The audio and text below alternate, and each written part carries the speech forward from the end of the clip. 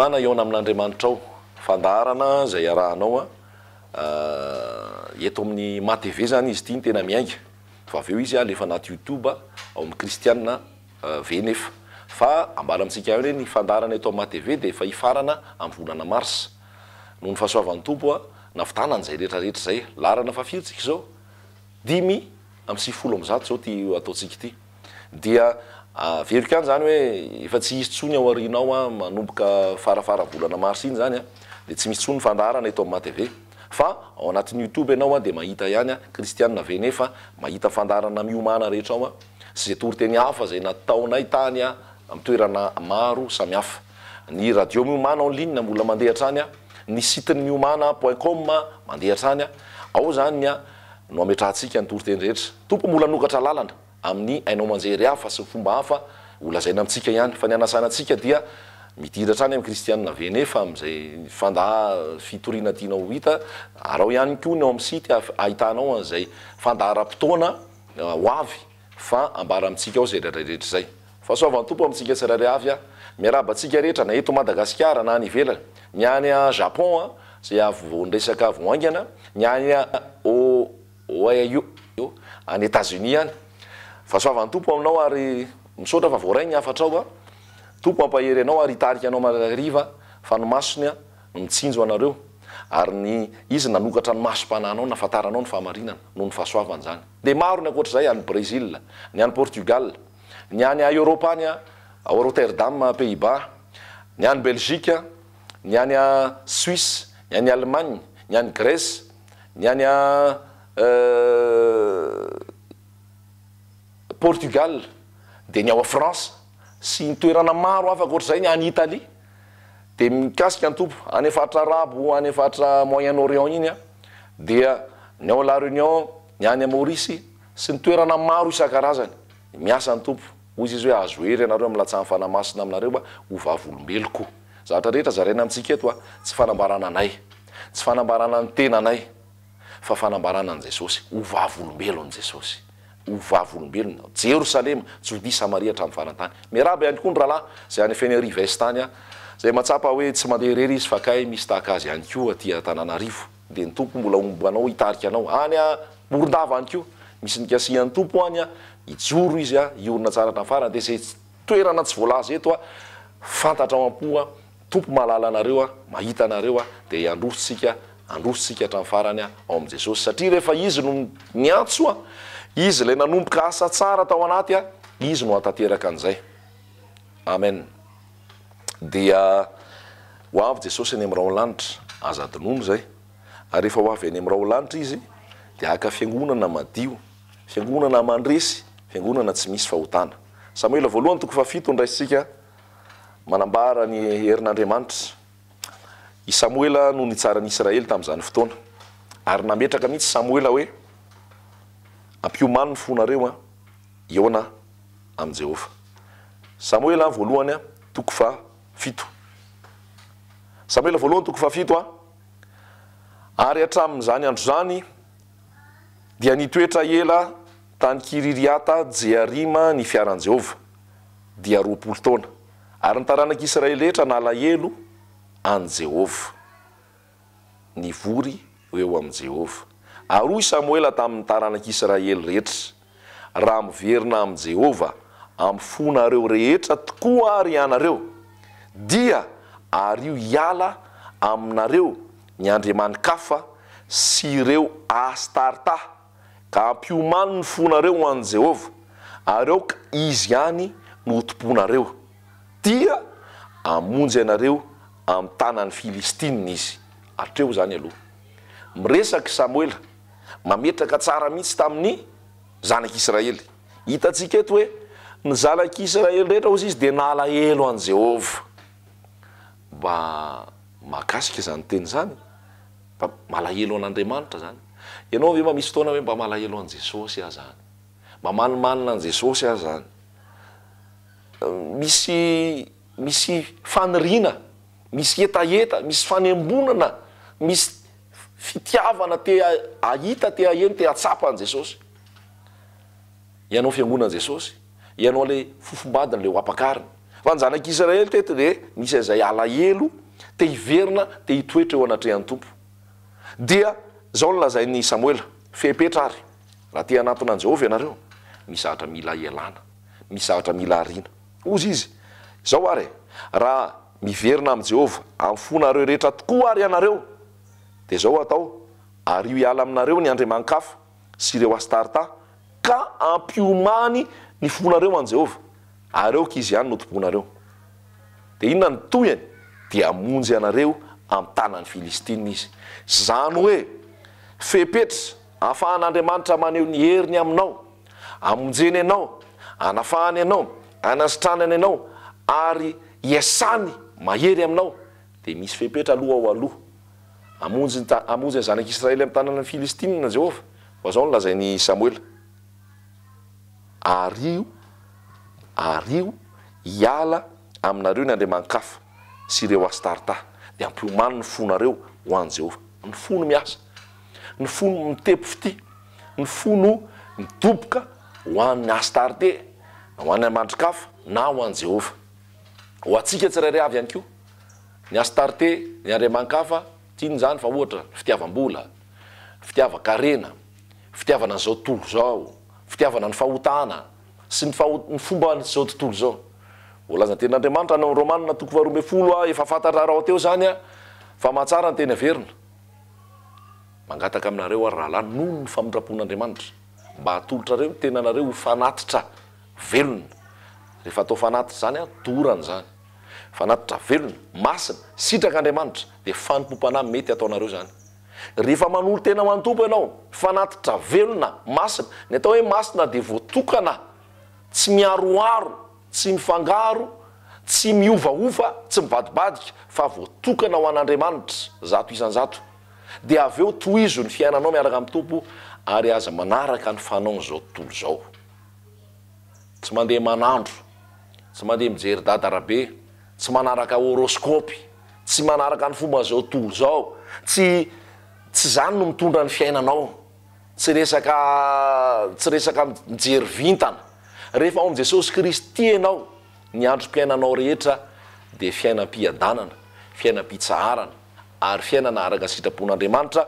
Ny zavatra rehetra de nataon'Andriamanitra tsara avokoa ary tsara amin'ny fotoanany, ka tsy hanaraka fomba zao tontolo zao tsony ianao hoe inona indray no horoscopy androany, mba hanaraka fa tononandro indray de iny ianao fa mijery miainao zay, na ianao koa zanak'Andriamanitra de mboly tantara zany amin'olona ihany koa. Tsy zany tsika, zany le andriamani-kafa, zany le Astarte, mijery vitana, mamaky tanana hoe ahoana no avoko, ahoana no momba, mitady fanambinana amin'ny alalan'ny collier, amin'ny alalan'ny pendentif, amin'ny alalan'ireny hoe mpanamboatra vitana, mpanambina anao reny, amin'ny alalan'ny hoe mety hoe poketra spécial ahafahan'ity poketra ity mahazo vola betsaka.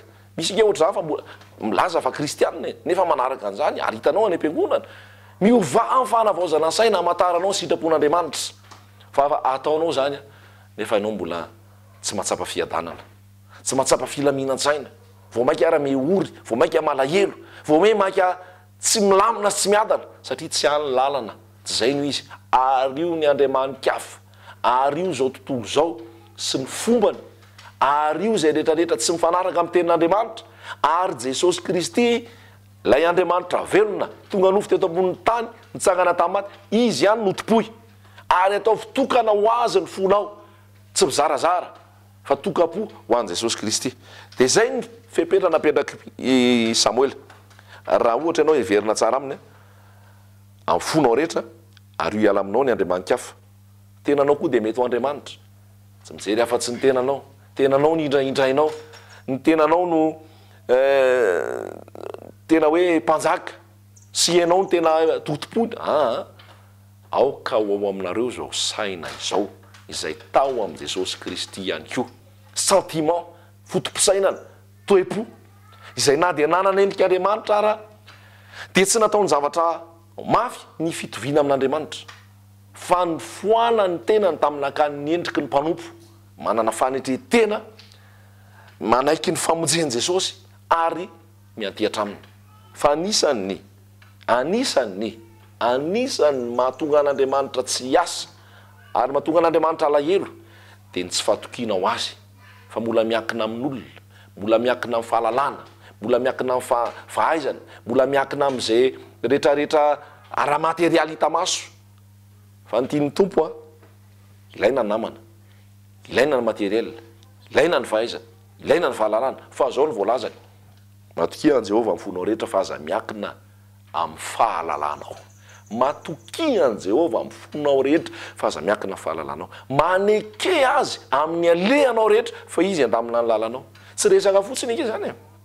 Zany hoe ny patron anao, ny mpibaiko anao dia Jesosy Kristy ao anatinao amin'ny alalan'ny fanamasina. Io ny manoro hevitra, io ny manolo-tsaina, io ny manoro zay tokony atao sy tokony ale sy tokony ho tenenina. Tsy ianao tsony ny tompony tenanao, fa olom-bo vidy ianao ny vidian'i Jesosy tamin'ny rany ary hanompo azy araka ny sitrapony. Dia rehefa ataonao zay ozy izy manolotra ny fonao tanteraka, mampiomana ny fonao an Jehovah, manary ireo Astarta sy andriamani-kafa tsy izy rehetrarehetra, dia hamonjy ianao amin'ny tànan'ny Filistina Izy. Dia inona nataony zanak'Israely andiny faefatra?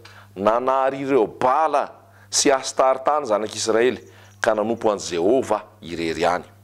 Bala sy Astarta zany andriamanitra tsy izy, andriamanitra hafa, andriamanitra ny fambolena, évangile de prospérité izy lalazana am'izao. Rehefa hitory filazantsara dia ampanam-bola anao, ampanan-karena be anao, ampanefoefonao, ampanam-be anao eto tany. Tsy zany ange ny filazantsara e. Afatra baly zany, afatra Astarté zany, ampiroborobo sy atonga anao mpanefoefo eto tany. Tsy zay mission zanak'Andriamanitra. Mission zanak'Andriamanitra dia izao miaina amin'ny fahononan-tena, miaina amin'izay antonony, satria zay no afatry ny fanamasina tamin'ny alalan'ny Paoly zay nitory ny tenin'Andriamanitra. Zava-dehibe ary misy tombony tokoa ny fiainana amin'ny fianinana sy ny toe-panaraka an'Andriamanitra, piété. Fa tsy nitondra na inona na inontsika eto amin'izao tontolo izao ary tsy atondra raha hiala. Amin'izao fotoana ny filazana tsara toriana aminao dia ny ampiroborobo sy ampahazo sy ampangoro. Tsy mifatoka amin'i Jesosy sy ny herin'ny azo fijaliana, ny fahamasinana, ny fanafahana, ny fahotana, ny fandehanana mandresy ny asan'ny maizina, manitsaka mainka, manitsaka mena rano. Fa lasa ohatra ny fiainana zao tontolo zao koa. Zao tontolo zao ngeny mitady vola sy arena e. Zao tontolo zao ngeny mitady materiel e. Ary zay no antom-pivelomana ao anatin'ny fifaninana, ao anatin'ny fifaninana, ao anatin'ny fanangonana, ao anatin'ny fanangonana. Fa raha anao zanak'Andriamanitra, tsy afatra Astarta ohatra zany no afatra ao. Tsy afatra baly ohatra zany ny afatra ao. Fa ny afatra Jesosy Kristy miaina amin'ny fahamasinana, miaina amin'ny fahatokinan'ny tompo, miaina amin'ny fahatsorana, miaina. Tenin'Andriamanitra dia milaza any amin'ny Romanina 12 any hoe aza mihevitra zay avonavonana fa ao ko zatra amin'ny fietrena moa zany. Amin'ny teny français dia hoe n'aspirez pas à ce qui est élevé, mais soyez humble. Na hoe aspirez à ce qui est humble. Zany hoe ndray friariana, fiheboebona, fizahozahoana, mitady zavatra mitsoalatsoala sy mamirapira. Mampalahelo fa misy angely antsoina hoe folie de grandeur e. Misy pasteur rehefa mitory tsy malala afa-tsy resaka fampiroboroboana ny eto tany io, fananakarena sy fananam-bola io foana. Ary misy ateneniko mihitsy obsédé, isaky nitory dia resaka zavatra ny tany foana, resaka fangoronana foana, resaka fananam-bola sy fananakarena foana. Efa azafady efa vo mihitsy ny saina, efa vo mihitsy le efa misy déformation mihitsy, dia rehefa hitory dia tsy maintsy zay foana. Fa ny tena famonjena nge dia le famonjena ny fanahy, le fanafahana ny fahotany. Ny tena famonjena nge dia le fahitana an Jesosy dia ny fiankinana amin'i Jesosy zato isan-jato isan'andro isan'andro e. Ny tena famonjena nge dia le finoana an Jesosy hoe miandany amiko io ny mikarakara io na tsy mihetsika ary tsara be tantara ity fa mbola toizantsika. Fa zavatra hitantsika matsy dia zao tonga ny Filistina anafika ny zanak'Israely. Rehefa anafika ny zanak'Israely Filistina dia ozy ny zanak'Israely hoe Samuela aza mitsahatra mivavaka ao anay fa mba mivavaka ao anay. Natahotra izy teo alohan'ny Filistina, tsy manan-kery, tsy manana fahefana, tsy manana zay afaka atao. Dia nataon'Andriamanitra dia zao Nivavaka Samoela. Rehefa nivavaka Samoela nanolotra fanatitra teo anaty an'Andriamanitra. Tsotra fotsiny namitean'Andriamanitra ny Filistina. Nataony nisy kotrokorana, nisy feo mahery avy any an-danitra. Dia iny feo mahery iny nampikorotana ny Filistina, niady hatrany tao. Rehefa niady hatrany tao dia resy, avy eo sambory nenjehan'ny zanak'Israely hatrany farany amin'izay. Satria izay le famonjena avy any ambony, miracle, tsy amin'ny herinao, tsy amin'ny tanjakao. Tsy amin'ny herinao, tsy amin'ny tanjakao. Dia izay ny filazantsara, izay ny tena toriana amintsika. Izay rehefa nambara dia Jesosy niambaranay. Izy ny zavatra rehetra. Izy ilay teny tonga nofo ary amin'ny fiainana ho an'ny olona. Izy ilay fahazavana. Izy ilay mofinaina. Izy ilay tena voaloboka. Izy ilay fananganana amin'ny maty sy fiainana. Izy ilay mpiandro tsara. Izy ilay mpananatra. Izy ilay arsitekta manao trano anao. Izy ilay mampianatra anao hifankaty. Izy ilay atrizay aro mandrakizay. Ary izy no mameno mbanga amin'ny fiainanao. Izy ny fahafianona ao amin'ny toerana fahafianon'Andriamanitra sy ny fomba n'Andriamanitra rehetra. Fa tahako ny izy amin'izao, tahako ny antoko-pivavahana, tahako ny lehilahy n'Andriamanitra, tahako ny resaka afatra bala sy Astarta izay mifototra amin'ny resaka materiel, mifototra amin'ny resaka vola, mifototra amin'ny resaka harena. Fa ny fitoriana ny filazantsara an' Jesosy Kristy dia ny herin'ny azo fijaliana, ny fanafahana ny fahotana, ny fahamasinana, ny fandehanana amin'ny finoana an' Jesosy Kristy, ny tahotra an'Andriamanitra, ny fiverenana an' Jesosy izay andrasan'ny fiangonana ary mahatonga azy hiaina amin'ny fahamasinana, ny herin'ny fanamasina ho an'ny zanak'Andriamanitra. Izay no afatra madio tsy misy fangarony tahaka ny mbala sy ny Astarta. Dia nitoy ilay izy avy eo, voriony Israely rehetra any Mispa, hivavaka amin'i Jehovah ho anareo aho. Nivota amin'ny Mispa izy, nanolovo rano, nandraraka izany teo anatrehan'i Jehovah sady nifahadianana tamin'izany andro zany ka nanao hoe efa nanota tamin'i Jehovah isika. Nanaiky ny fahotana zany, niala tamin'ny fahotany. Ary Samoela nitsara ny zanak'Israely tany Mispa. Ary rehefa reny Filistina fa efa vory tany Mispa ny zanak'Israely, dia niakatra amely azy ireo andrina ny Filistina. Ary noho nandray izany ny zanak'Israely dia raiky tahotra izy noho ny Filistina. Mety raiky tahotra koa ianao noho ny Filistina, noho ny zavatra maro mety mitranga. Fa ny toko menanao dia ao amin'ny 15. Hoy ny zanak'Israely tamin'ny Samoela, aza mitsahatra amin'ny taraina amin'i Jehovah Andriamantsika ho anay ianao, mba hamonjeny anay amin'ny tanan'ny Filistina. Dia naka zanak'ondry mbola minono Samoela, ka nanatitra azy ho fanatitra hodorana ho an'i Jehovah. Dia nitaraina tamin'i Jehovah ho an'ny Israely Samoela, ary niaino azy Jehovah. Nivavaka marina dia mahery indrindra. Moa Andriamanitra tsy amaly olom-bofidina izay mitaraina aminy andro aman'alina fa tsy mila any Samoela intsony ianao, fa ianao efa fazaka-pisorona vavaka direct amin'i Jesosy Kristy. Iaino anao izy dia amaly ianao. Ary raha mbola nanatitra ny fanatitra hodorana Samoela, dia nanatona ny Filistina hiady tamin'ny Israely. Fa Jehovah nampikotrokorana mafy tamin'ny Filistina tamin'izany andro zany, ka nampifanaritak' azy, dia resy teo anoloan'ny Israely izy. Halleloia! Inona natonga izay rehetrarehetra izay? Nibebaka ny zanak'Israely, nanaiky fampanota, nangataka ny famelana, nivavaka teo anatrehan'ny Tompo, direkta tonga ny valim-bavaka. Nanao kotrokorana mafy Andriamanitra, niparitaka ny Filistina teo alohan'ny zanak'Israely. Ary lehilahy amin'ny Israely niala tany Mispa dia nanenjika ny Filistina, ka namely azy mandra-pahatonga tao amin'ny Betikara. Ary Samoela nakavato, ka nanorona azy teo anelelana ny Mispa sy Sena, ary ny anaran'izany nataony hoe Ebenezera. Dikan'ny Ebenezera dia vato famonjena. Fa hoy izy, efa nofonjen'i Jehovah sika hatramin'izao. Ho anao koa zany Ebenezera. Ny Ebenezera dia vato famonjena. Tsy izy io vato io fa Jesosy Kristy. Rehefa io le lavo mpanao trano tonga fehizoro, ekeo io fehizoro aminao tsy ampirodana anao. Ekeo io vato io ho vato tena hialofanao, i vato itsoroanao. Ary tsy hanananjara aminao ny Filistina. Jehovah neo fahagagana, fanafahananao, famonjenanao, fanavotananao amin'izay matery, amin'izay mampatahotra, amin'izay olanao rehetra. Tsy fantatro na inona zany na inona, na mahaotrany ahoana zany na ohatrany ahoana. Fa miracle angeny namonjena zanak'Israely teo mason'ny Filistina. Tsisy ezaka nataony. Raha nanana basy ary tsy napoka akory ny basy, tsy nisy ninona natao. Andriamanitra niasa. Avaiza ny famonjena dia avy amin'i Jehovah mpanao lanitra sy ny tany. Ny fanavotana, ny fanafahana, ny famonjena azo antoka, ny fitokisanao amin'i Jesosy Tompo. Jehovah hiady ho anao, fa ianao kosa angina. Matoky an'ny Tompo, sambatra izay olona matoky an'i Jehovah. Sambatra izay olona matoky an'i Jehovah. Raha mamaky lohasa baka ary izy, misy lohasa, misy roa orana manaro anazy. Miampy herere-pandehanana izy, me mandroso. Tapitra ny fandaharantsika tokony mbola misy ray alonany tena tsy andianany ntsony atao mateve rary ny fahasoavan'ny tompo aminao ary tena ompiaino mpakato ianao ro marina aminao zany teny zany de izy fotoana mety ifampizarantsika de tenenao hoe tena marina tokoa zany teny zany jesosy nomentsika voninahitra fanjakana sy ny hery sy laza ho azy irery any halleloia amen